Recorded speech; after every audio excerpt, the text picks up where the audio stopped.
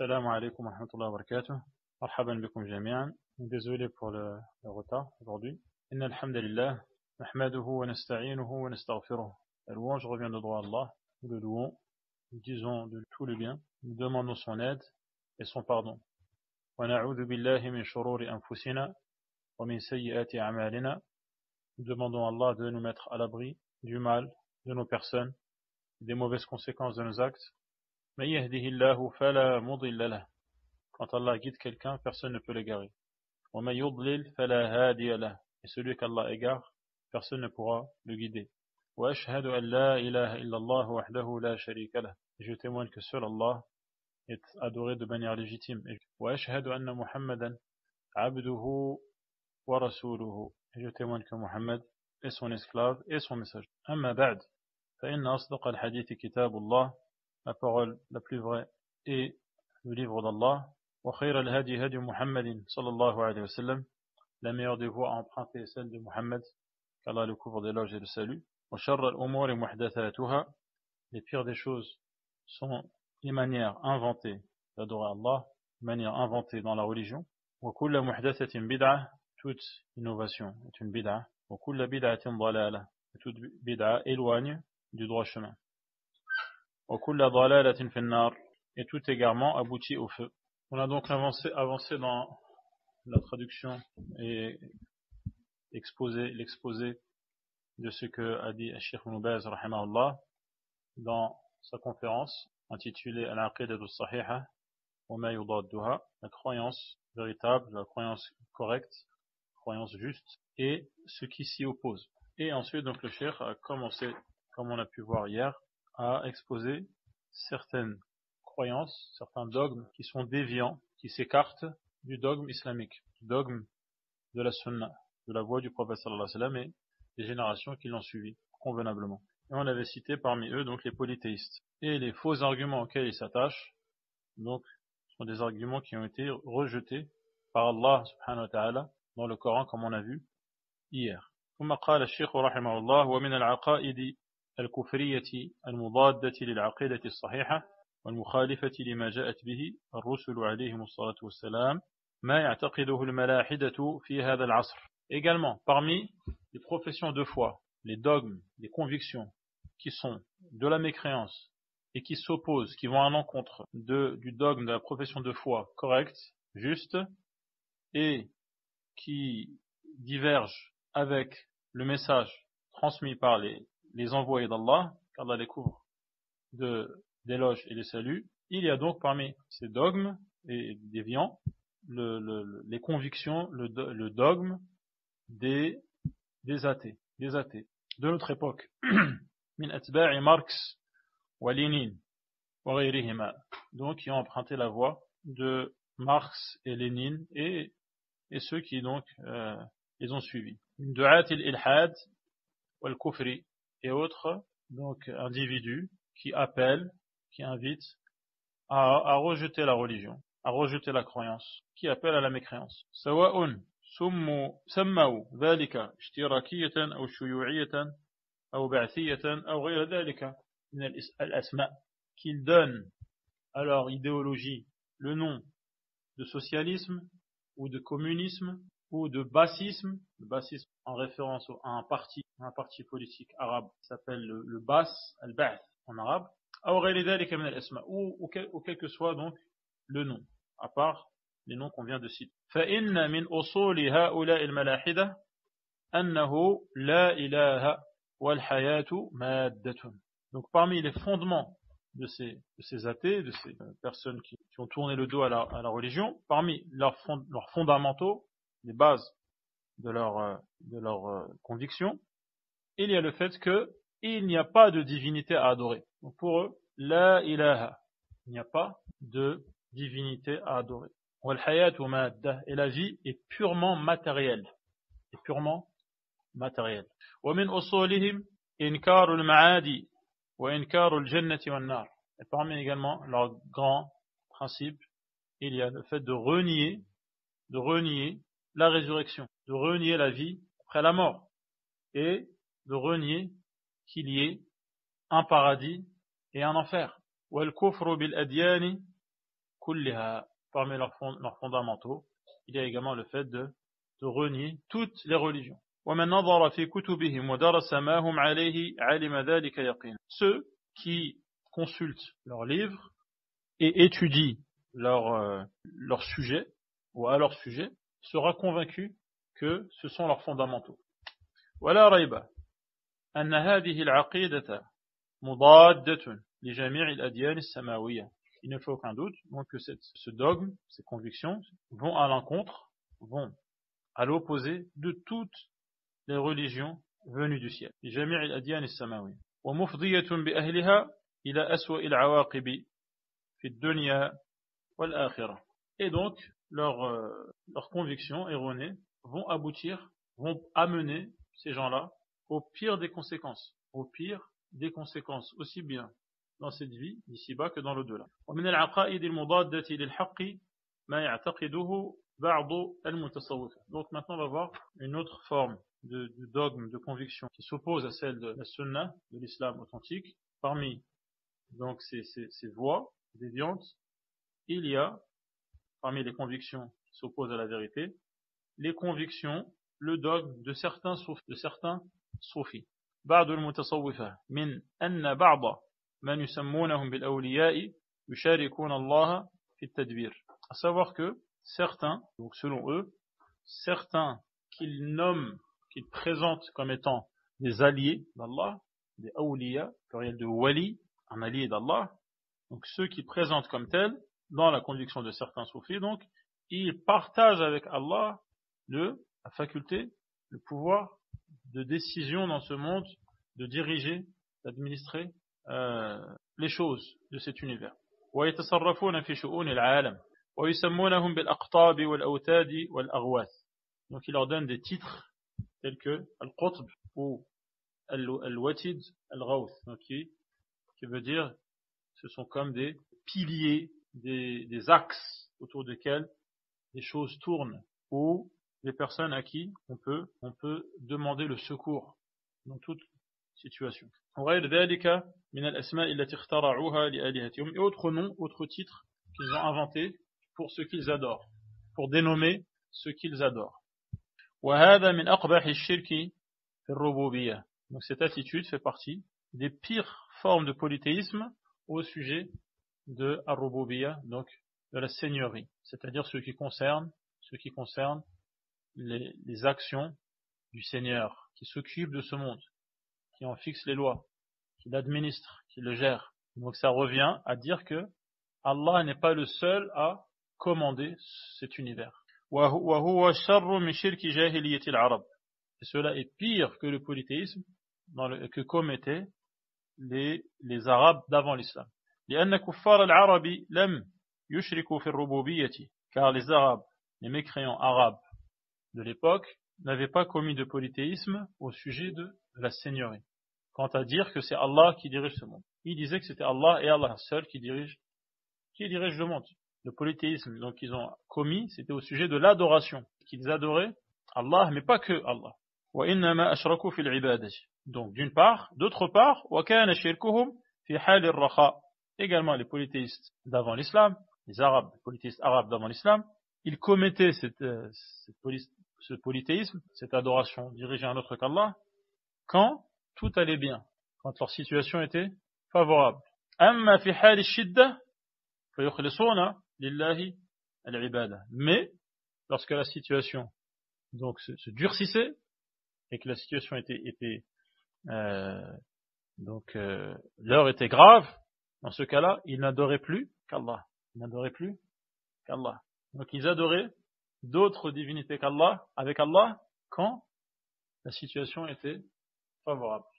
Et quand la situation était défavorable et difficile, là, dans ce cas-là, ils abandonnaient tout ce qu'ils adoraient à part Allah. Et ils ne se mettaient à adorer qu'Allah. كما قال الله سبحانه, comme Allah nous le dit dans ce verset, فإذا ركبوا في الفلك دعوا الله مخلصين له. Donc, lorsqu'ils s'embarquent dans un bateau, sur un bateau, alors ils invoquent Allah de manière pure et exclusive. Ils sont en bateau en mer, et là la situation, donc il y a un risque, il y a un danger. Là, le dua qu'ils font, les invocations qu'ils font, sont dirigées que uniquement vers Allah. فَلَمَّا نَجَّاهُمْ إِلَى الْبَرِّ إِذَا هُمْ يُشْرِكُونَ. Quand Allah donc, les préserve, les sort d'affaires et qu'ils réussissent à regagner la terre ferme, ils se remettent à adorer d'autres qu'Allah. Quand ils sont en pleine mer, qu'il y a un danger, ils n'adorent qu'Allah. أما الربوبية فكانوا معترفين بها لله وحده كما قال سبحانه. Et ces Arabes polythéistes, donc leur problème était qu'ils adoraient avec Allah d'autres que lui, quand tout allait bien. Quant à dire que c'est seulement Allah qui dirige ce monde, qui a créé ce monde, qui donne à chaque créature ce dont elle a besoin, ils le disaient ça. Et c'était leur conviction. C'est seul Allah qui s'occupait de ce monde. Ils reconnaissaient que c'est Allah et seulement Allah qui était le maître absolu de cette unité. Comme قال سبحانه ولئن سألتهم من خلقهم ليقولن Allah. Donc si tu venais à leur demander qui vous a créé, ils répondraient, leur réponse serait c'est Allah. Donc ils savent qu'Allah les a créés. وقال تعالى قل من يرزقكم من السماء والأرض. Donc dis-leur qui vous donne ce dont vous avez besoin à partir du ciel ou de la terre. أمن يملك السمع والأبصار. Qui possède l'ouïe, la faculté d'entendre, et la vue, les vues. ومن يخرج الحي من الميت ويخرج الميت من الحي. Qui, à partir du mort, fait sortir le vivant, et à partir du vivant, fait sortir le mort. ومن يدبر الأمر. Et qui dirige toute l'affaire. سيقولون Allah. La réponse serait de dire, c'est Allah. La réponse de qui? Des polythéistes arabes du temps du prophète sallallahu alayhi wa sallam. فَقُلْ أَفَلَا تَتَّقُونَ. Dis-leur donc, eh bien, puisque vous savez cela, pourquoi est-ce que vous ne craignez pas Allah en l'obéissant et en adorant que lui, pour éviter son châtiment? Les versets à ce sujet sont nombreux. Donc je rappelle à ce sujet que, malgré ces convictions qu'ils avaient, est-ce qu'ils étaient croyants? Est-ce qu'on peut dire d'eux qu'ils ont la foi? Oui ou non? Non, c'était des mécréants. Des croyants, c'était des mécréants. Vous avez compris pourquoi je dis ça? Parce que beaucoup disent, par exemple, dans ma famille, il y a des croyants. Je veux dire par là des chrétiens, par exemple, ou de dire, il y a pas mal de croyants quand même dans la société aujourd'hui, en pensant à des gens qui reconnaissent que ce monde a été créé, qui reconnaissent que qu'Allah existe. Il ne suffit pas pour être, parce que ces gens qui étaient mécréants, des polythéistes, ils disaient qu'Allah existe et qu'il leur donne tout ce dont ils ont besoin et qu'il dirige ce monde. Ça ne faisait pas pour autant d'eux des croyants. قال الشيخ رحمه الله وأما المشركون المتأخرون فزادوا على الأولين من جهتين. Donc là, les polythéistes d'avant, de l'époque, on vient d'avoir un détail de leur conviction. Quant aux polythéistes qui sont venus après, ils sont pires que ces polythéistes d'avant, d'accord, de deux points de vue. Ou pour deux raisons. من جهتين. إحداهما شرك بعضهم في الربوبية. Et certains polythéistes qui sont venus après, un peu plus tard, ils sont polythéistes pas seulement dans l'adoration, c'est-à-dire ils adorent Allah et d'autres qu'Allah, mais aussi ils sont polythéistes dans la rububiyya, dans la seigneurie, c'est-à-dire que pour eux, il n'y a pas que Allah qui dirige ce monde. Donc ça, c'est quelque chose qui est pire encore que ce que disaient les premiers polythéistes. وَالثَّانِيَ شِرْكُهُمْ فِي الرَّخَاءِ وَالشِّدَّةِ. Deuxième point dans lequel ce qu'ils commettent est plus grave que ce que faisaient les premiers polythéistes, c'est qu'ils sont polythéistes tout le temps, que ça aille bien ou que ça aille mal. Alors que les premiers polythéistes, quand est-ce qu'ils étaient polythéistes dans l'adoration? Quand ça allait? Non. Quand ça allait bien. Quand ça allait mal, ils n'adoraient plus qu'Allah. Ils étaient en pleine mer, que les vagues commençaient à devenir houleuses, et qu'il y avait un risque de noyade. Ils demandaient à qui de les en sortir? De les sortir d'affaires. Ils demandaient que Allah. Dès qu'ils mettaient le pied sur la terre ferme, ils se remettaient à commettre le polythéisme. Compris? Donc les derniers polythéistes qui sont venus après, leur polythéisme est pire parce que c'est un polythéisme permanent. Qu'ils aillent bien ou qu'ils aillent mal, ils sont toujours polythéistes. En plus de commettre du polythéisme, même dans la croyance à qui dirige ce monde.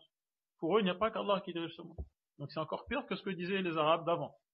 كما يعلم ذلك من خالطهم وسبر أحوالهم. Donc ceux qui les a côtoyés et a bien analysé, a bien sondé leurs pratiques, leurs habitudes, il se rendra compte de ces deux points. Shirk dans la rububiyya également, et shirk dans tous les états, quelle que soit la situation. وَرَأَى مَا يَفْعَلُونَ عِنْدَ قَبْرِ الْحُسَيْنِ وَالْبَدَوِي وَغَيْرِهِمَا. Et il pourra constater, celui qui les côtoie, pourra constater le polythéisme qu'ils commettent à proximité des tombes de Al-Hussein, par exemple, et Al-Badawi, par exemple. Donc, ils sont, c'est n'importe, ils sont en Égypte. Pour Al-Hussein, soi-disant, donc c'est la tombe en Égypte. Et Al-Badawi également en Égypte. Et d'autres, في مصر. وعند قبر العيدروس في عدن, qu'ils commettent comme polythéisme à proximité de la tombe de Al-Aïdarous au Yémen, في عدن. والهادي في اليمن. Donc, Al-Aïdarous في عدن, والهادي في اليمن, وابن عربي في الشام. À la proximité de la tombe de Ibn Arabi. Ibn Arabi, pas confondre avec Ibn Al-Arabi, qui est un grand savant maliki. Ceux qu'ils commettent à proximité de la tombe de Ibn Arabi et Sham, la région du Sham, donc autour de la Syrie et ses alentours. والشيخ عبد القادر الجيلاني في العراق, ils commettent auprès de la tombe de Al-Jilani en Irak. وغيرها من القبور المشهور, et autres tombeaux célèbres. التي غالت فيها العامة وصرفوا لها الكثير من حق الله عز وجل. Tombes au sujet desquels la masse des gens ont exagéré, ils vouent un respect exagéré, démesuré, et de nombreuses actions qui sont réservées à Allah et à Allah seul, ils commettent, ou plutôt, ils dirigent ces actions vers ces tombes, alors qu'il n'y a qu'Allah qui les mérite. Min haqqillah azza wa jalla, puissant et majestueux. Wa qalla man yunkiru alayhim dhalika wa yubayyin lahum haqiqata at-tawhid. Rares sont les gens qui expriment leur désapprobation, leur désaccord quant à ces pratiques polythéistes et qui leur montrent la réalité du monothéisme. ويبين لهم حقيقة التوحيد الذي بعث الله به نبيه محمد, qui leur explique la réalité du monothéisme que qu'Allah subhanahu wa ta'ala a confié au prophète sallallahu alayhi wa sallam de transmettre. ومن قبله من الرسل عليهم الصلاة والسلام, lui et ceux qui l'ont précédé, les autres messagers qui l'ont précédé عليهم الصلاة والسلام, qu'Allah les couvre tous d'éloges et des saluts. فإنا لله وإنا إليه راجعون. Nous appartenons à Allah et c'est vers lui que nous retournons. Cette formule, c'est une formule qu'on prononce quand on est touché par exemple, c'est un exemple, et de manière générale, un malheur. Quand un malheur t'arrive, tu dis inna lilladhina idha asabatuhum musibatun qalu inna lillahi wa inna ilayhi raji'un. Donc, les savants à qui Allah a éclairé la compréhension des choses, pour eux, c'est le pire des malheurs, la pire des catastrophes qui puissent arriver, que des musulmans sombrent dans le polythéisme. On comprend pourquoi le cheikh dit فَإِنَّا لِلَّهِ وَإِنَّا إِلَيْهِ راجعون وَنَسْأَلُهُ سُبْحَانَهُ أَنْ يَرُدَّهُمْ إِلَى رُشْدِهِمْ.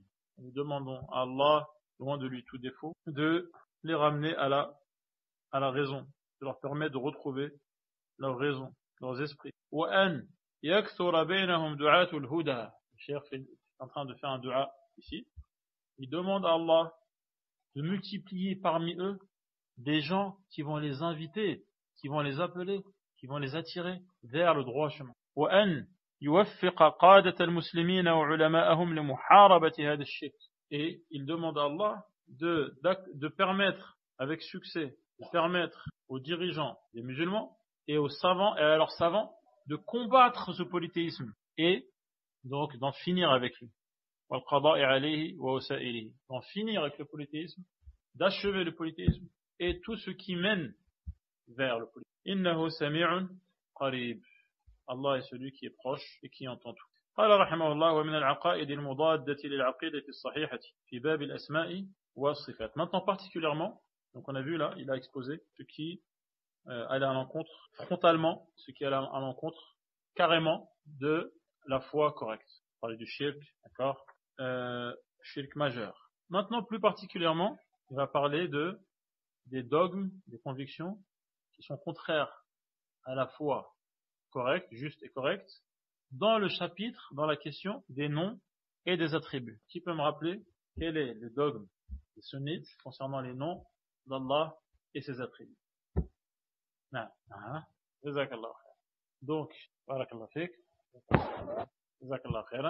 Donc, quand Allah affirme à son sujet un nom ou un attribut, un nom comme Ar-Rahman, Ar-Rahim, Malik, Yawmiddin, Al-Aziz, Al-Hakim. Ça, c'est un nom. D'accord? Et ce nom inclut une qualité. Ar-Rahman, ça inclut la qualité de Ar-Rahma, qui est la miséricorde. Et ainsi de suite pour chaque nom. Les attributs, comme quand Allah nous dit qu'il parle, dit qu'il est tout en haut, dit qu'il a un visage, seulement en colère quand c'est une personne, pitié d'autres personnes, d'accord? Qu'il donne la vie, qu'il la reprend, qu'il descendre la pluie ou les livres, d'accord? Tout ça, ce sont des qualités. C'est fait. Quand Allah affirme une qualité, il faut l'affirmer. Sans tomber dans quoi? Tashbih, qui veut dire, na'am, c'est-à-dire faire ressembler, comparer. Tamthil, c'est plus précis que dire tashbih. Donc, établir une comparaison, faire une comparaison entre cette qualité d'Allah et la qualité de quelqu'un, d'une créature. Donc, sans dire que ces qualités d'Allah sont comme les qualités des êtres humains. Dit par exemple Allah a un visage sublime, sans dire qu'il a un visage comme les visages des gens. Non, d'accord? Qu'est-ce qu'il faut éviter également? Takif, de quel terme en arabe? Kaifa, en arabe ça veut dire comment. Sans dire comment. Allah est monté au-dessus, il ne dit pas comment. On ne peut pas avoir accès, par notre raison, notre intelligence, au comment. Donc on ne dira pas comment, ni s'imaginer comment. Qu'est-ce qu'il faut éviter également? Un ta'til, qui est de nier, de ne pas accepter, de ne pas affirmer ses qualités. Soi-disant, pour ne pas faire ressembler à Allah ses créatures. Dire ce qu'Allah a dit, ce n'est pas faire ressembler à Allah ses créatures. On ne peut pas nier une chose qu'Allah affirme. Qu'est-ce qu'il faut éviter également? Tahrif, c'est-à-dire la falsification. Donc il y a des gens qui vont pas rejeter le terme, mais qui vont l'expliquer d'une manière farfelue. Ils vont dire oui, Allah a un rahma, mais ça veut dire qu'il veut récompenser. Donc on falsifie le sens. Ça s'appelle tahrif. Vous avez compris? Oui, ils disent oui, Allah se met en colère, mais sa colère, ça veut dire la volonté de punir. Ils déforment la colère. Ils ont peur de dire qu'il se met en colère parce que pour eux c'est un défaut. Ou ils s'imaginent tout de suite la colère d'un être humain. Vous avez compris? Donc ils vont falsifier le sens. Et finalement, ça revient à ne pas l'accepter de manière détournée. Ou encore, ou pire encore, de falsifier carrément le terme, istawa. Ils ont rajouté un lam pour que ça se fasse istawla. D'accord? Donc ça, c'est de la falsi. Donc Ahl Sunnah, il s'écarte de tous ces extrêmes et affirme ce qu'Allah affirme, subhanahu wa ta'ala, ce que son prophète affirme également. Au sujet des noms et des attributs, il y a certaines personnes qui ont dévié. ومن العقائد المضادة للعقيدة الصحيحة في باب الأسماء والصفات عقائد أهل البدع. Donc, section des innovateurs. أهل البدع. Bid'a, pluriel de bid'a. Bid'a, donc, c'est une manière d'adorer Allah attribuée à la religion, d'accord? Et qui est pratiquée de manière, donc, répétitive, d'accord? Et de manière durable. Ça s'appellera une bid'a. Et le prophète sallallahu alayhi wa sallam a dit, وَكُلُّ بِدْعَةٍ ضَلَالَةٍ. Toute bid'a est un égarement. Il n'y a pas des bonnes bid'a et des mauvaises bid'a. Le prophète sallallahu alayhi wa sallam lui-même dit, كُلُّ بِدْعَةٍ ضَلَالَةٍ. Et nous a mis en garde contre les ignorants en disant que les gens allaient se diviser, qu'on allait voir de nombreuses divergences. Et ensuite, le prophète sallallahu alayhi wa sallam nous donne l'antidote, le remède en disant, accrochez-vous, d'accord? Conformez-vous fermement à ma sunnah, c'est-à-dire à ma voix, et à la voix des califes bien guidés. Accrochez-vous fermement à cela. Attachez-vous fermement à cela, et prenez garde à tout. Une mise en garde du prophète sallallahu alayhi wa sallam. D'accord? Parmi ces innovateurs, il y a min al-Jahmiyya. Al-Jahmiyya, donc c'est une secte qui est apparue. Et on attribue donc cette secte à celui qui l'a rendue célèbre, qui s'appelle Al-Jahm ibn Safwan. Mais lui-même tient cette déviation de Al-Ja'd, qui l'a précédé. Donc c'est Al-Jahm ibn Safwan qui l'a rendu célèbre. C'est pour ça qu'on dit Al-Jahmiyya. Et ces gens, ils nient les noms et les attributs. Et le résumé de ce qu'ils disent, c'est qu'Allah n'est rien. Il est nulle part. Il est partout, il est nulle part, il n'est rien. Parmi également ces innovateurs, Al-Mu'tazila. Al-Mu'tazila, donc, se sont mis à l'écart.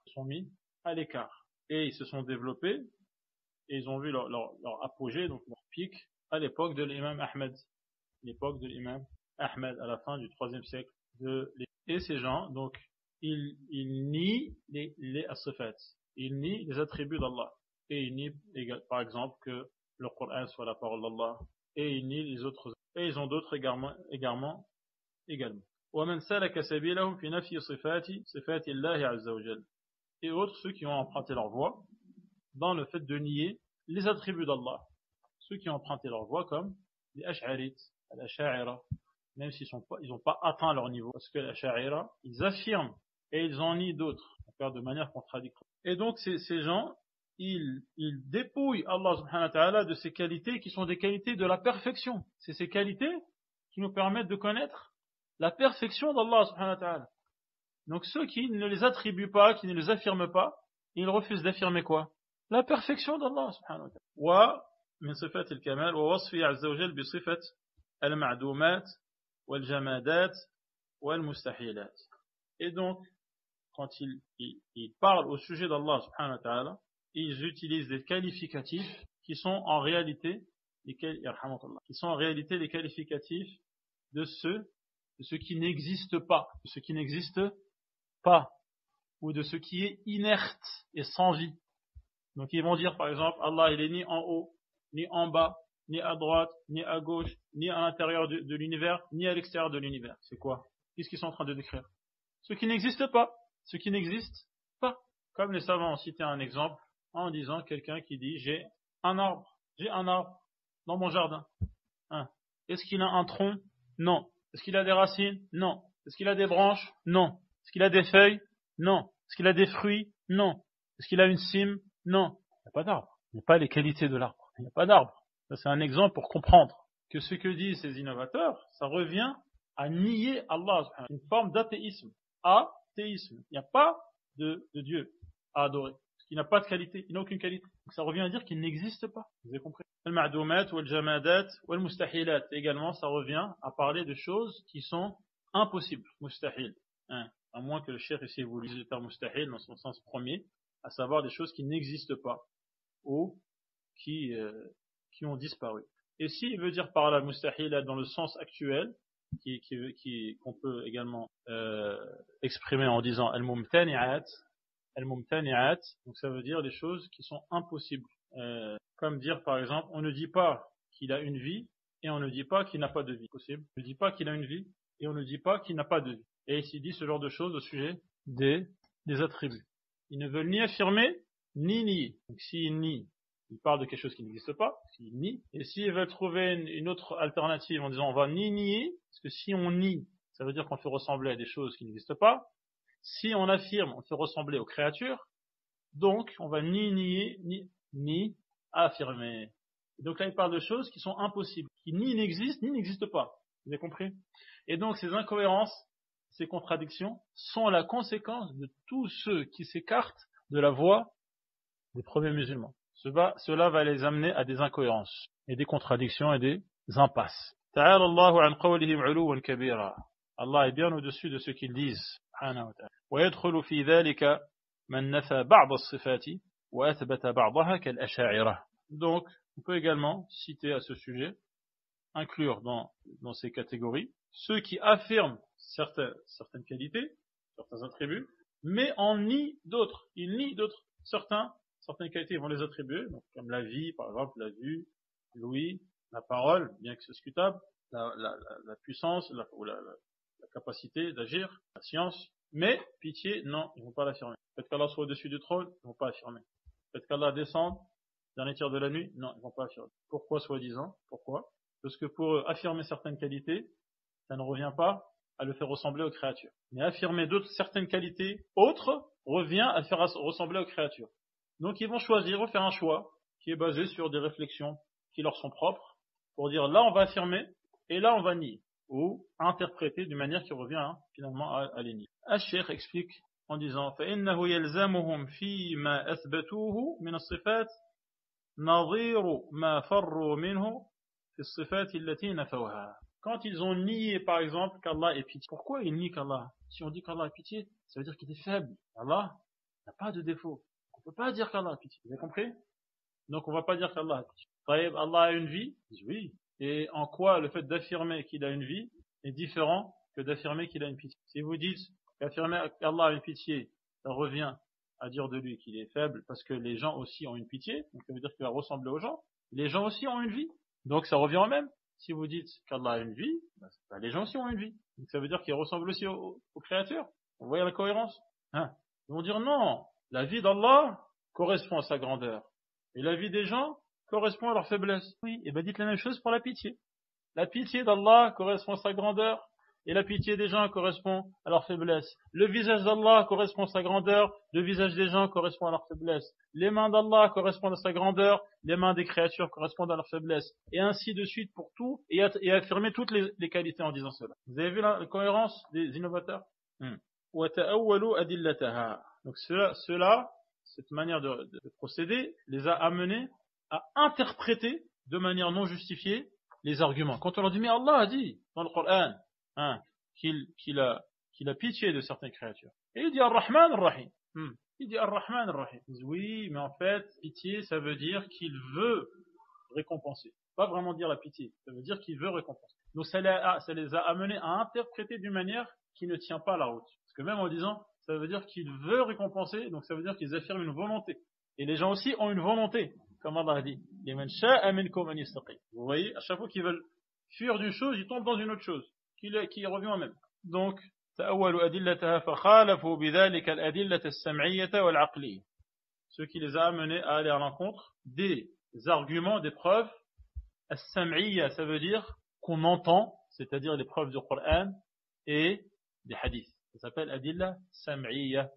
On ne peut pas y avoir accès que si Allah nous les révèle.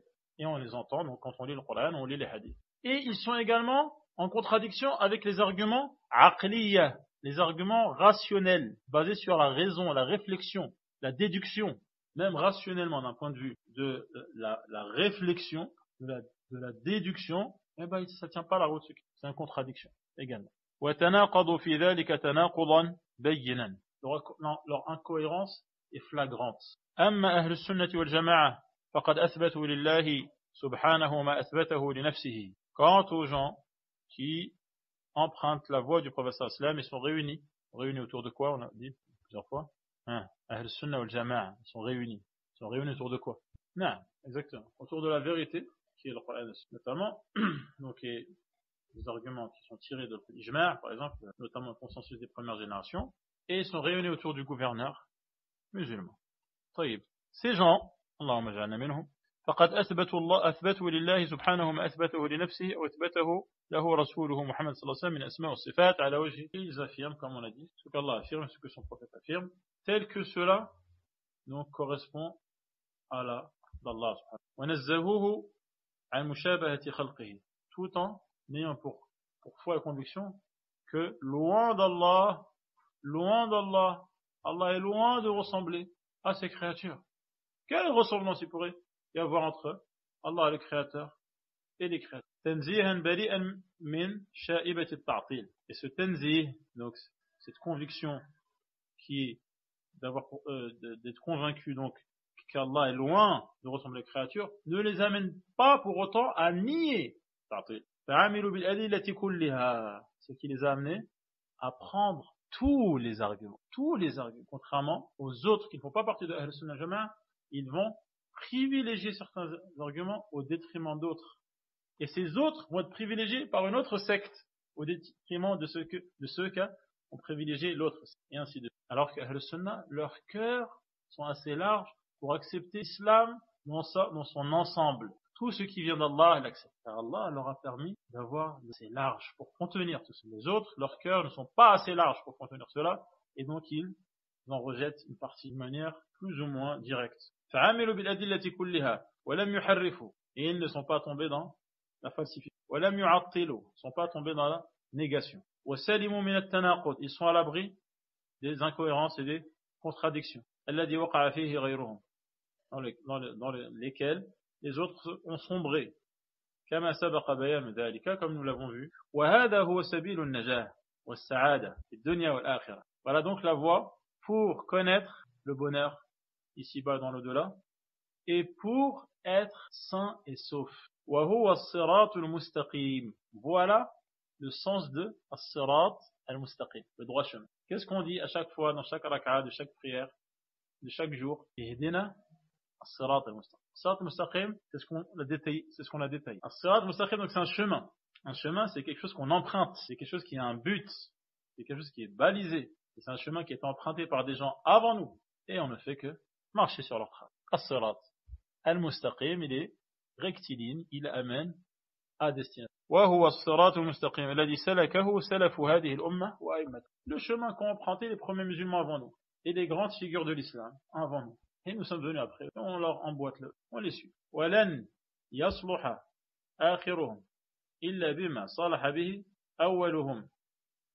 Et les dernières générations de musulmans, dont nous faisons partie, ne pourront être dans un état convenable, dans une situation donc satisfaisante, qu'en faisant ce que les premiers musulmans ont fait. Ce qui a permis aux premiers musulmans de connaître une situation favorable, satisfaisante, ce qu'ils ont fait, ce qu'ils ont mis en œuvre, ce qu'ils ont suivi pour atteindre cet état, c'est ce que les derniers musulmans doivent faire également pour connaître également cet état de ces situations favorables.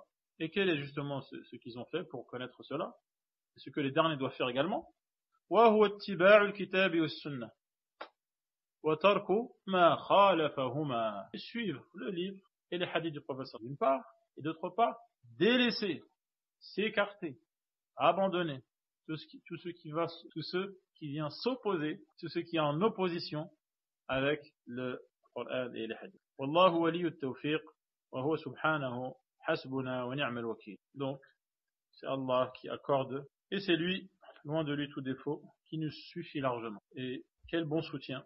La hawla wa la hawla wa la quwwata illa bihi. Il ne peut avoir de force ni de mouvement que venant de lui, ou grâce à lui. Wa sallallahu wa sallama ala abdihi wa rasulihi nabiyyina Muhammadin wa alihi wa sahbihi. Allah couvre de louanges et salue son esclave et son messager, notre prophète Muhammad, ainsi que ses proches et ses compagnons. Nous avons terminé le livre. Alhamdulillah Rabbil Alamin.